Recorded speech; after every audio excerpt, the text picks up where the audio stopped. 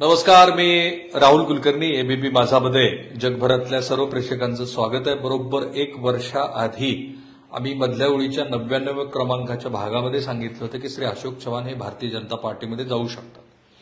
आता म्हणूनच दोन मुद्दे मी टॅग केले. श्री अशोक चव्हाण यांनी काँग्रेस पक्ष का सोडला आणि ते भारतीय जनता पार्टीमध्ये का जातील. पहिला मुद्दा खूप स्पष्ट आहे आणि तो देश पातळीवरती आहे. भारतीय जनता पार्टीमध्ये जाण्याची ज्यांची इच्छा आहे त्यांना मुख्यत्वे सत्तेमध्ये आपल्याला राहणं आवश्यक वाटतं. काँग्रेस पक्षामध्ये त्यांना भवितव्य दिसत नाही. त्यांना काँग्रेस पक्ष पुन्हा सत्तेवरती येईल आणि आपण ज्या पक्षामध्ये प्रदीर्घ काळ राहिलो त्या पक्षातनं वेगळी पदं त्यांना मिळाली. जसं अशोक चव्हाण हे अनेक वर्ष मंत्री होते, महाराष्ट्र राज्याचे माजी मुख्यमंत्री आहेत, ते त्यांच्याकडे प्रदेशाचा पण कारभार होता. सो पहिला मुद्दा फार स्पष्ट आहे की काँग्रेस पक्षामध्ये आता आपल्याला काही भवितव्य आहे असं त्यांना वाटत नाही आणि म्हणून श्री अशोक चव्हाण यांच्याबरोबर इतर मंडळी सुद्धा येत्या 14 तारखेला किंवा उद्याच भारतीय जनता पार्टीमध्ये जाऊ शकतात ही शक्यता आहे. त्यामुळे काँग्रेस पक्षामध्ये भवितव्य नसणं, काँग्रेस पक्ष हा ज्या पद्धतीनं चालवला जातो आहे त्याबद्दल ह्या नेत्यांना विश्वास नसणं, विशेषतः भारत जोडो सारखी यात्रा जी यावेळेला निवडणुकीचा सगळा माहोल सुरू असताना तिकडे श्री राहुल गांधी भारत जोडो यात्रा करतायत.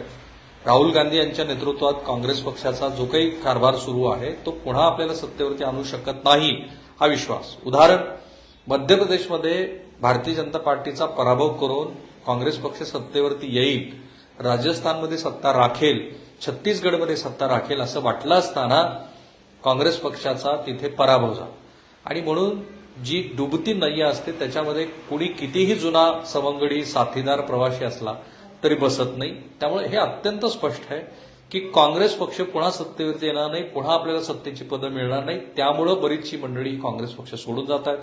तसा विचार अशोक चव्हाण यांनी केला असेल तर त्यातलं काही वावगं नाही, कारण त्यांच्या नांदेडमधल्या बऱ्याच सहकारीने आता व्हॉट्सअपवरती स्टेटस करायला सुरुवात केली आहे की भावी खासदार म्हणून.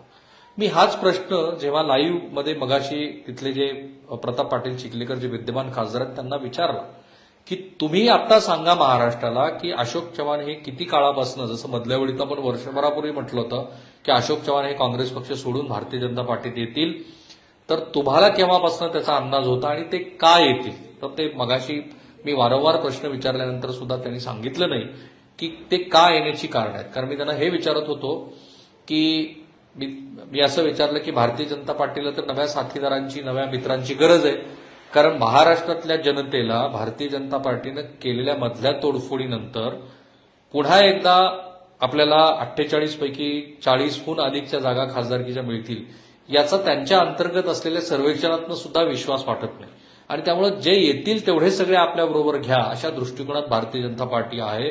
म्हणून एकनाथ शिंदेचं सरकार वर्षभरानंतर स्थिर वाटतंय, झालंय असं वाटत असताना अशोक चव्हाण आले. अशोक चव्हाण आल्यानंतर सुद्धा पुन्हा आपल्याला लोकसभेच्या आवश्यक तेवढ्या जागा मिळणार नाहीत. त्यामुळे पुन्हा नवी चाचपणी सुरू झाली आणि त्या चाचपणीत ही मंडळी भारतीय जनता पार्टीमध्ये जातील असं दिसतंय. त्यामुळे भारतीय जनता पार्टीला काय हवंय तर भारतीय जनता पार्टीला आपल्याला 48 पैकी अधिकात अधिक जागा निवडून देणारी कुठलीही मंडळी असतील तर ती त्यांना हवी आहेत, भलेही त्यांच्यावरती कितीही घोटाळ्याचे आरोप झाले असतील वगैरे.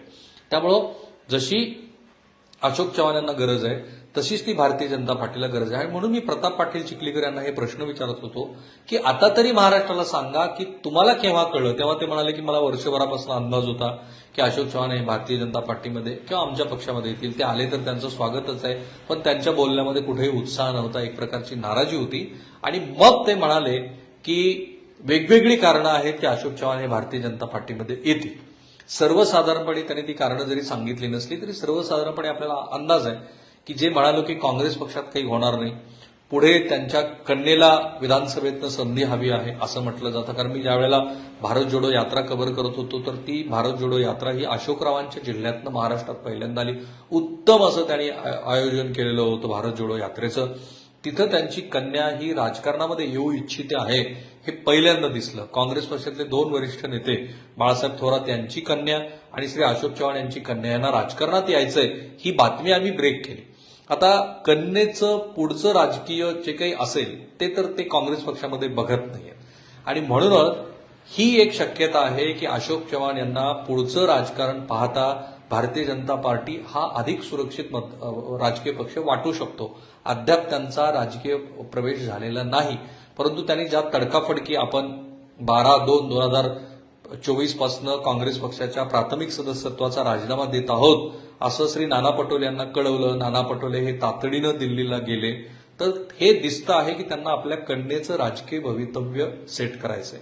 त्यामुळे दोन शक्यता आहेत. एक, आत्ताच्या राज्यसभेच्या उमेदवारी घोषित होणं अपेक्षित होतं, ते घोषित झालेले नाही.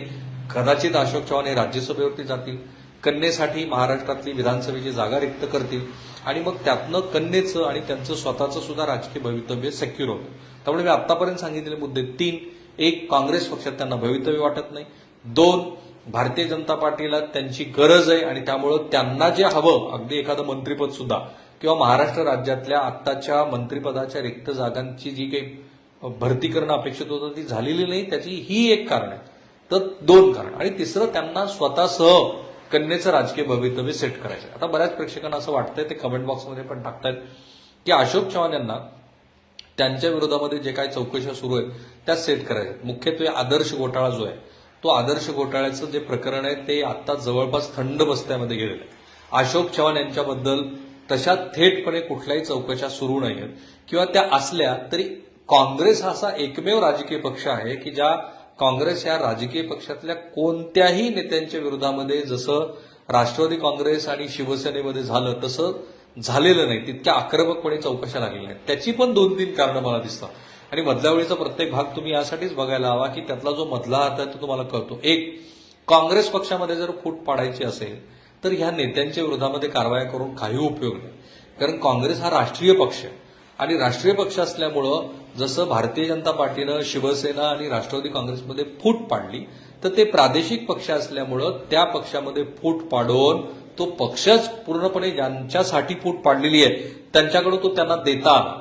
काँग्रेस पक्षामध्ये ते करणं शक्य नाहीये, कारण राष्ट्रीय पातळीवरचा हा पक्ष हा फुटला तरी आमदार अपात्र ठरण्याची शक्यता अधिक होती. आणि म्हणून काँग्रेस पक्षातनं जे येऊ इच्छितात त्यांच्यावरती कारवायाचा बडगा न उगारता योग्य वेळेची वाट पाहिली गेली आणि ती योग्य वेळ आता आलेली आहे. आता ती योग्य वेळ आहे की जेव्हा लोकसभेच्या निवडणुका होणार आहेत, लोकसभेसाठी उमेदवारी फायनल करायची आहे, राज्यसभेची जागा रिक्त भरायच्यात. आणि म्हणून तुम्ही आठवून बघा क्रोनॉलॉजी कशी आहे. विधान परिषदेच्या आणि राज्यसभेच्या ज्या निवडणुका हे सरकार आधीचं पडण्याच्या आधी झाल्या, त्यावेळेला जसं शिवसेनेमध्ये बंड झालं काय जे आमदार कुठले, तसंच काँग्रेस पक्षातनं त्यांच्या स्वतःच्याच उमेदवाराचा पराभव केला गेला, चंद्रकांत नांदोर यांचा. त्यांची पण मी मुलाखत मधल्या वेळीतनं केली. त्यांना ते दुःख होतं की काँग्रेस पक्षातल्या काही वरिष्ठ मंडळींनी, आता ते वरिष्ठ मंडळी कोण त्याचा तुम्हाला अंदाज आला असेल, की माझा पराभव केला. भाई जगताप हे निवडून आले की ज्यांच्याकडे मताचा कोटाच नव्हता. त्याही वेळेला काँग्रेसची मतं फुटली होती. ज्या वेळेला ह्या सरकारवरती विश्वासदर्शक ठराव आला त्याही वेळेला अशोक चव्हाण आणि लातूर ग्रामीणचे आमदार, माझे विद्यमान आमदार धीरज देशमुख हे ट्रॅफिक जाम झाल्यामुळं सभागृहात पोहोचू शकले नाहीत. जे सिझन्ड असलेली एवढी मोठी नेते मंडळी ती पोहोचू शकली. तेव्हा आम्ही म्हटलं होतं की हे विश्वास ठेवण्यासारखं नाहीये. त्यानंतर महाराष्ट्राचे 2 प्रभारी, तेव्हाचे जे प्रभारी होते श्री पाटील आणि आता रमेश चेनिथाला, या दोघांनी सुद्धा काँग्रेस पक्षातल्या ह्या अंतर्गत ज्या काही घडामोडी आहेत त्याची चौकशी केली. आणि त्या चौकशीमध्ये काही आमदार हे अशा पद्धतीनं पक्ष सोडून अशा पद्धतीनं पक्षाच्या विरोधात वागतात, हा त्यांचा इंटरनल अहवाल आहे. म्हणजे काँग्रेस पक्षात सुद्धा याचा अंदाज होता की काँग्रेस पक्षामध्ये काही लोक हे भारतीय जनता पार्टीकडे जाऊ इच्छित आहेत. आणि त्यातनं मग आता असं दिसतंय की आजचा हा राजीनामा झालेला आहे. आणखी बरीच नावं चर्चेत आहेत. मुळात यापैकी कोणाही विषयी आपल्याला प्रश्नचिन्ह निर्माण करायचं नाही, परंतु हे दिसतं आहे आपल्याला की ज्यांच्या ज्यांच्या नावांची चर्चा येते ती नावं, जसं अमित देशमुख यांच्या नावाची कधी चर्चा असते, विश्वजित कदम यांच्या नावाची कधी चर्चा असते, काँग्रेस पक्षातल्या मुंबईतल्या काही मंडळींच्या नावाची चर्चा असते. त्यातले मुरली देवरा तर गेले, काल आणखीन एक प्रवेश राष्ट्रवादी काँग्रेसमध्ये झाला. आणि त्यामुळे ही जी चर्चा होते ती चर्चा अगदीच अनाठायी आहे असं म्हणता येत नाही. त्यातनं हात झालेला राजीनामा. आता ह्या सगळ्यात त्यांच्या विरोधात ईडीची चौकशी आहे वगैरे वगैरे, दृश्य स्वरूपामध्ये तरी अजूनपर्यंत या मंडळींच्या संदर्भातली कुठलीही गोष्ट काँग्रेस पक्षातला इतक्या ठसठशीतपणे समोर आलेली नाही. खरा प्रश्न आहे ते भारतीय जनता पार्टीला हे लोक का हवे. साधं गणित आहे. 2024ची निवडणूक काहीही करून आपल्याला जिंकायची आहे, हा दृष्टिकोन भारतीय जनता पार्टीचा आहे. आणि म्हणूनच ज्या श्री अमित शाह यांनी नीतीश कुमार यांना कुछ भी हो जाए लेकिन अब हम नीतीश का साथ नहीं लेंगे असं म्हटलं होतं, तेच नीतीश कुमार हे भारतीय जनता पार्टी बरोबर आता सत्तेमध्ये सहभागी झाले. महाराष्ट्रामध्ये सुद्धा आपण कुणाचाही अंदाज बांधू शकत नाही अशा पद्धतीने ही मंडळी भारतीय जनता पार्टीला आपल्या बरोबर घ्यायचे. त्याचं एक आणि एकमेव कारण आहे, महाराष्ट्रातल्या 48 पैकी अधिकात अधिक जागा जिंकून 2024ला केंद्रातली काहीही करून पुन्हा अधिक संख्याबळाने सत्ता भारतीय जनता पार्टीला जिंकायची आहे. त्यातनं ह्या सगळ्या घडामोडी सुरू आहेत.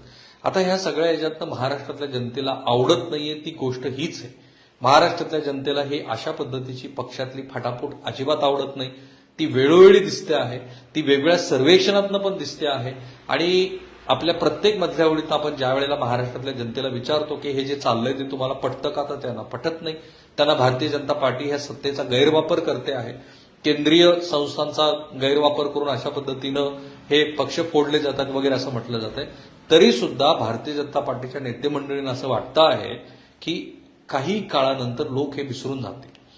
आता नांदेड जिल्ह्याचंच उदाहरण बघा, जे अरिथमेटिक असतं, राजकारणामध्ये दोन गोष्टी असतात. एक असते केमिस्ट्री, जी श्री नरेंद्र मोदी यांच्या रूपाने त्यांच्याकडे आहे. दुसरं असतं ते अरिथमेटिक, गणित.